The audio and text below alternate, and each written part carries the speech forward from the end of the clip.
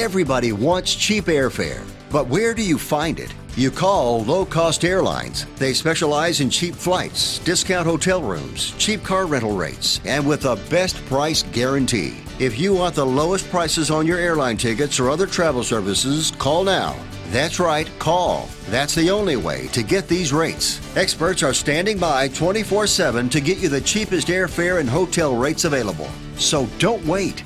Call now. Let's just jump on into it, shall we? This is the 80th anniversary of the atomic bomb dropping. 80 years. That's how long it's been since we first dropped a man-made sun out of the sky and roasted a city alive twice, just to make sure no one thought the first one was a fluke, literally. Back then it was called ending the war. These days it's called an option on the table again, like we're talking about appetizers instead of turning millions into glowing shadows. Now, we're told atomic weapons are no longer the last resort of a civilization staring into the abyss. They're a handy tool right there next to sanctions and strongly worded letters by Chuckle Schumer.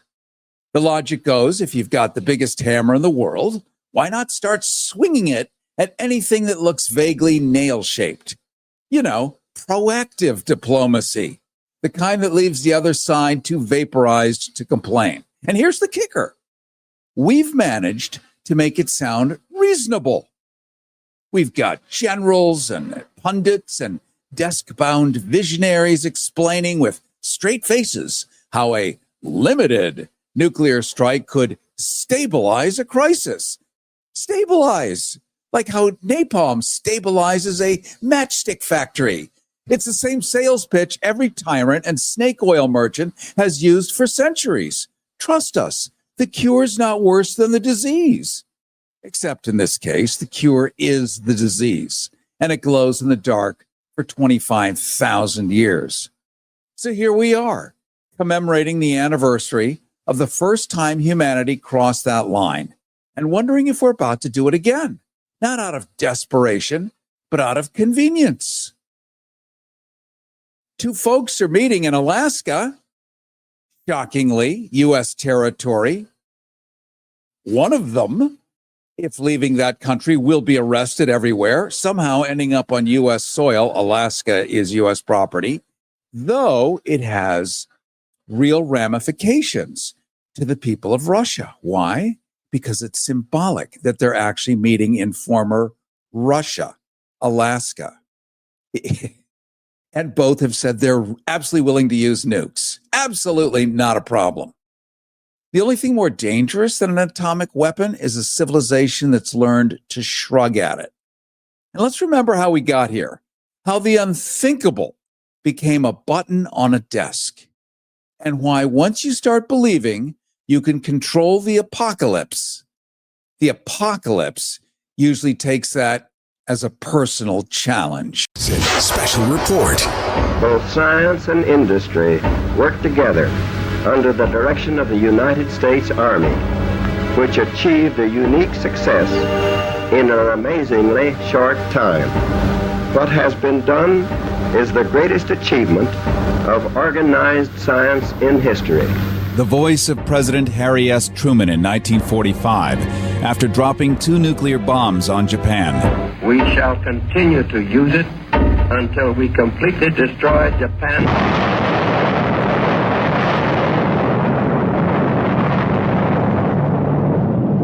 Harrison, the Dr. Strangelove Report. Hiroshima was chosen as a target because it had not suffered damage from previous bombing raids, allowing an ideal environment to measure the damage caused by the atomic bomb. The population of Hiroshima was approximately 255,000. At 8:15 a.m., the nuclear bomb called Little Boy was dropped over the central part of the city.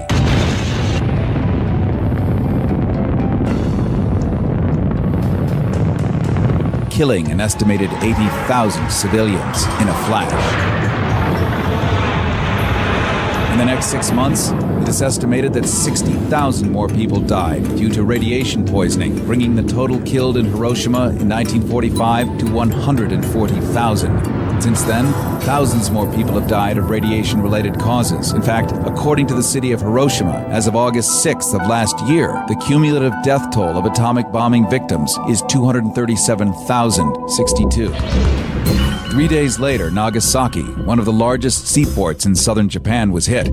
The nuclear weapon, known as Fat Man, contained a core of 16 pounds of plutonium-239, throwing a nuclear umbrella over Nagasaki's population, which dropped in one split second from 240,000 people to 165,000. This was followed by the death of at least as many from resulting radiation sickness, cancers, and injuries. Robert Lewis was the pilot of the bomber Enola Gay, which dropped the bomb on Hiroshima.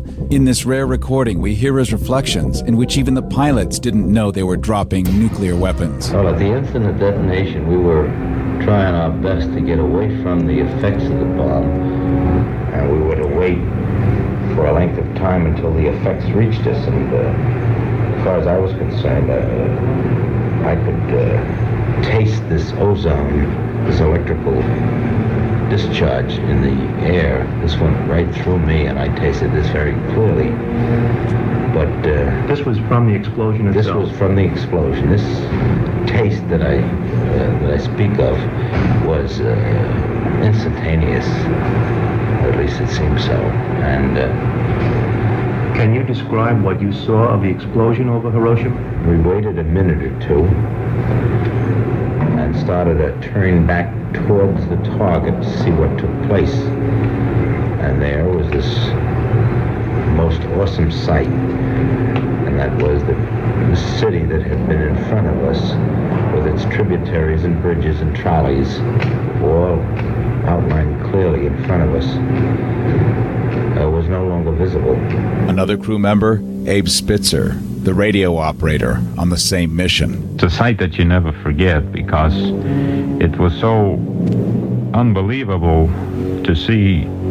To my perspective, it looked like I was looking down at the sun as this red ball of fire was climbing up into the sky. It was something that you had to see to actually believe. It's almost indescribable. In the relation of the use of the bomb today, I have a certain amount of feelings as to what in my mind would justify the use of any nuclear bomb.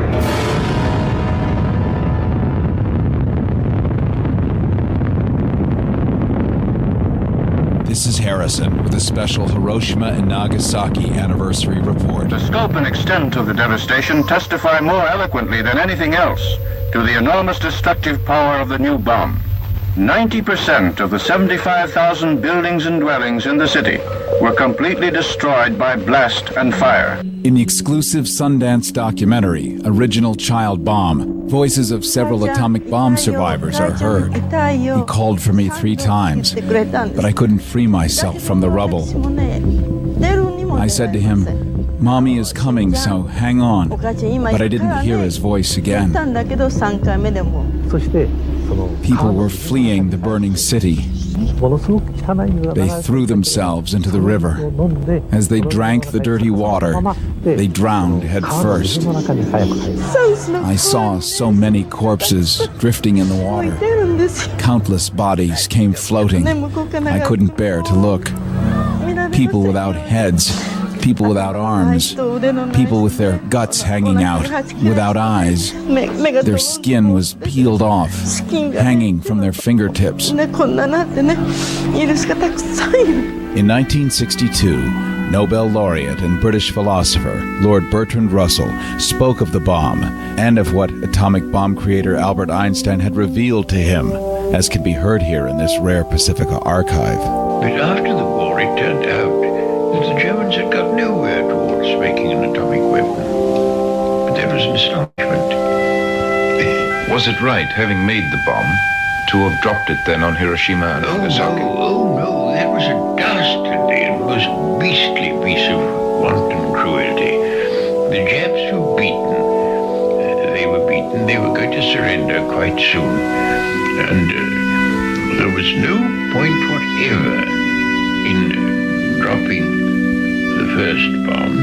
And when you dropped the first, there was still less point in dropping the second. They were wanton acts of cruelty.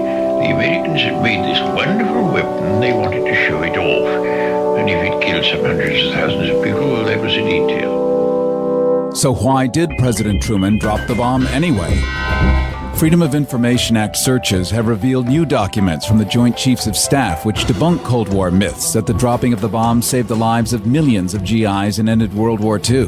By 1945, Japan was being repeatedly hammered by bombs. In fact, 119 cities had been smashed, and the Japanese military was all but gutted.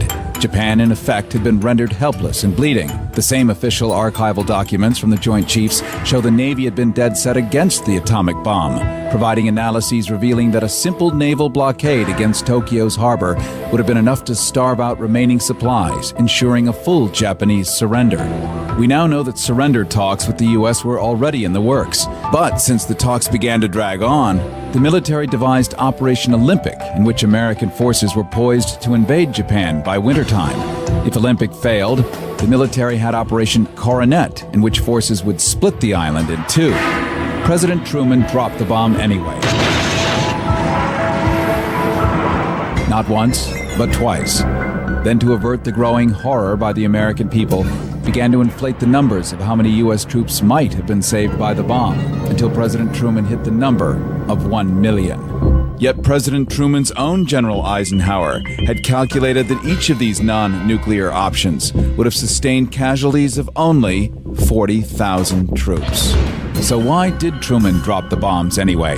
Politically, a case could be made that since Russia's Stalin had just declared war on Japan, Russia would have next effected a Japanese surrender. Then Russia, the winning country, would have had control over most of Asia. And that conflict between the U.S. and Russia eventually did develop and later became known as the Korean War. At the same time, President Eisenhower created a program called Atoms for Peace, in which he said atomic weaponry could be used to make electricity, even run cars, sending us to the moon, possibly. This, it turns out, was in the service of getting a suspicious American people on board to hyper-escalate nuclear bomb research, plus weapons manufacturing. The development of the hydrogen bomb made the World War II-era atomic bombs look like TNT. But while weapons manufacturers got rich, the Soviet Union began stockpiling their own nuclear bombs. American sentiment was in favor of nuclear de-escalation, but the newly called Defense Department turned quiet skepticism to terrorizing fear by funding short so-called duck and cover documentaries shown before feature films all across America. It could be any street, any town, USA. If sudden nuclear warfare should hit America, people will have to take care of themselves. The military would have a war to fight. It is an ominous fact that man's knowledge allows him to obliterate his very civilization if he chooses. Modern science has provided bombers which can span continents and oceans. Guided missiles are expected to fly at supersonic speeds. Bombers can deliver the H-bomb. Missiles may have H-bomb warheads. The A-bomb, which did this to Hiroshima, is now a mere firecracker in today's lineup of thermonuclear pyrotechnics. The explosive power delivered by all bombs dropped by U.S. planes in World War II did not equal that released by the recent test explosion of an H-bomb. How much heat does an H-bomb produce? The temperature on the surface of the fireball is as great as that generated on the surface of the sun. Small wonder, then, that an H-bomb can virtually destroy everything within a radius of 3 miles from blast center. The blast alone is capable of gouging out a hole a mile across and 175 feet deep. If sudden nuclear warfare should hit America, people will have to take care of themselves. Here now is an illustration of fallout from a nuclear blast following a surface burst. Debris churned up and sucked into the air becomes radioactive. It will settle to the earth in patterns governed by wind currents, scattering a dangerous and often lethal residue over everything it touches. A blast over Washington, for instance, could set up a fallout pattern almost to New York. If you were not sheltered, a heavy enough radiation dosage could bring sickness or death.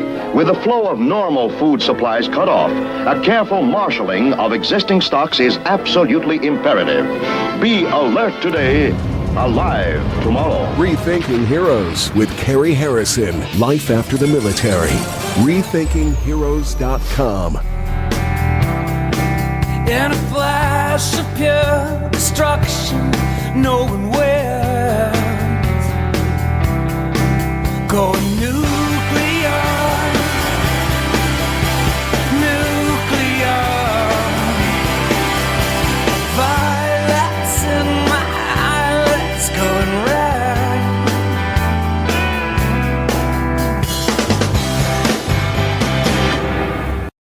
Listen, well, it's still legal. The Cary Harrison Files. CaryHarrison.com. If you're living with diabetes and using insulin, you know the pain of pricking your fingers over and over again. Ouch! Well, by wearing a small remote device called a continuous glucose monitor, or CGM, call now and get free shipping of your new CGM. Plus, we'll bill your insurance for you. 877-282-8102. That's 877-282-8102. 877-282-8102. 877-282-8102.